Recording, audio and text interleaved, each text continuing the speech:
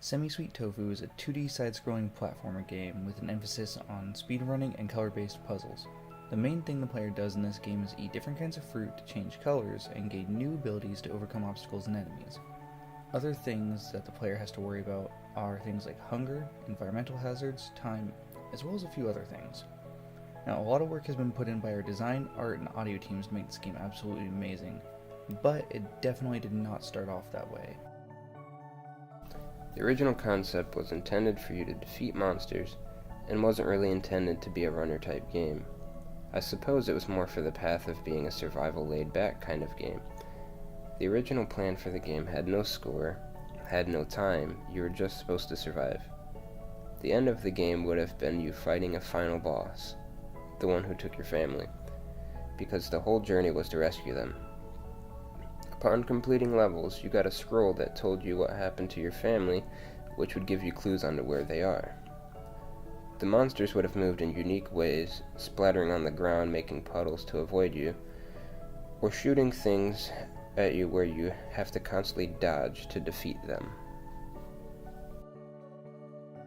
After we got our core mechanics going with Sweet Tofu, we started trying to focus on creating more PFI for our game as well as more content overall. We tried adding in more and more features to our game, thinking that this would help expand that content. Something we did not realize, however, was that doing this without giving those features enough depth was the wrong way to go about it. We tried implementing more enemies, more abilities, more everything really. The only thing this actually did for our game was break it over and over again, and we spent more time debugging than we did actually creating content because of this. We realized that we needed to change our core gameplay, which means that we need to change the overall design of our game. During the development of month 3, we started to slow down our movement on adding new content and keep our eyes on the balance of our project.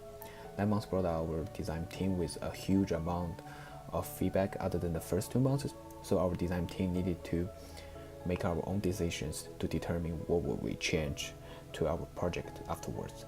Then we started to fix those issues at the beginning and reached that point where we had to cut down some features we already had in our project. We were trying to bring our game with a more clear sense of a speedrunning project. We also decided to add player animations and some art assets just in case. The final product turned out to be something pretty different than the original intention. Most of the AI as well was a bit of a problem, so we cut out most of them and focused on little puzzles and stuff to make it more fun for the player. Player feedback has also greatly influenced the switch to a speedrunner type game because most of the people who playtested our game felt like it should be one. We've changed a lot of stuff and I'm glad the game turned out how it did because it's pretty fun to play and I currently have the best times.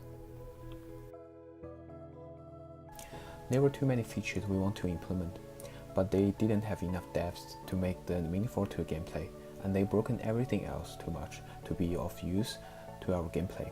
Also, we didn't have a straight feeling of what we were trying to push our game to, so that leads to some huge issues we have to solve during the design process.